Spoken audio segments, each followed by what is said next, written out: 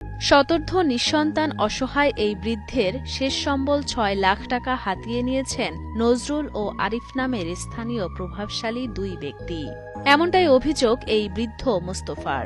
টাকা আছে যে ৬ লাখ টিয়া তুমি কি হন্দেস্ট কমনে নাই কত ৬ লাখ টিয়া আছে ৩ লাখ টিয়া আরে দিয়ে আলে ৩ লাখ টিয়া হাতে গাইয়া দিয়ে নিয়ে ৬ লাখ টিয়া আছে আর ৩ লাখ ব্যাংকে তুই ব্যাংকে তুল নজর ডাক্তারে সালাকি করি আর যে লাভ খাওয়াইব গুলি কই টিয়া উড়া লাগে উড়াই তারে দিয়ে লাগে ৩ লাখ টিয়া একবারে গণি দিয়ে লাগে।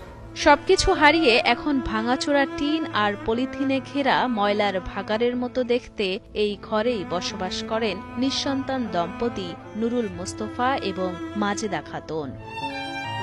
বৃষ্টি হলে ঘরটি দিয়ে পড়ে পানি। খেয়ে না খেয়ে এই ভাঙা ঘরে থেকেই কোনো রকমে দিন যাপন করছেন অসহায় দম্পতি। খুব অভাবী উত্তর মতন অভাবী সংখ্যার মানুষ আর নাই এই জন্য নিঃসন্তানই অত্যাচারী হয় ভাব এই যে কবরের মতো রয়েছে কোনো কবির কথা আছে না আর কোনো কবির কথা নাই। চট্টগ্রামের মিরসরাই উপজেলার মঘাদিয়া ইউনিয়নের কাজীর তালুক গ্রামের বাসিন্দা নুরুল মোস্তফা এবং মাজেদা খাতুন।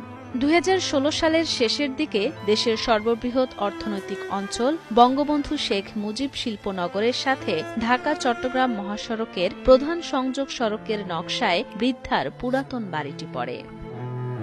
পরবর্তীতে বৃদ্ধাকে সরকারিভাবে ৬ লাখ টাকা ক্ষতিপূরণ দিয়ে উন্নয়ন কাজে বাড়িটি নেয় সরকার। কিন্তু স্থানীয় দুইজন প্রভাবশালী ব্যক্তি মিলে তাদের ক্ষতিপূরণের পুরো টাকাটাই হাতিয়ে নেয় বলে জানান বৃদ্ধ নুরুল মোস্তফা।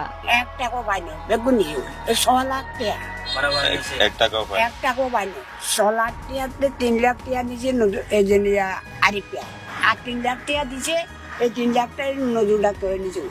তবে এ বিষয়ে অভিযুক্ত আরিফের সাথে যোগাযোগ করার জন্য বেশ কয়েকবার ফোন করা হলেও তিনি ফোন ধরেননি। এদিকে অপর অভিযুক্ত নজরুলের সাথে যোগাযোগ করা হলে তিনি বিষয়টি সম্পূর্ণ অস্বীকার করেন। টাকাটা নিয়েছিল আরেকজনে এবং টাকাটা পেমেন্ট করছে লাস্টে ও আবার দাওয়াই করাতে নম্বরটা সালিশ করে বন্ধুবান্ধব লোক দিয়ে আবার আপনারা টাকা দিয়ে এটা শেষ করে দিছে। টাকা আমি নিই না, নিচে অন্য একজনে।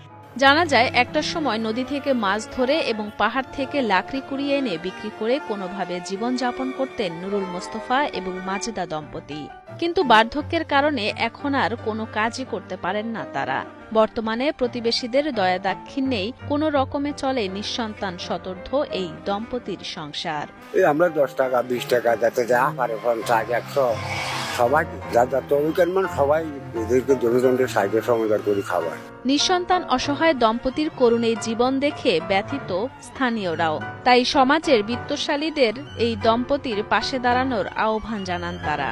সবাই এগিয়ে আসুন, এই পরিবারের পাশে দাঁড়িয়ে সহযোগিতা করি।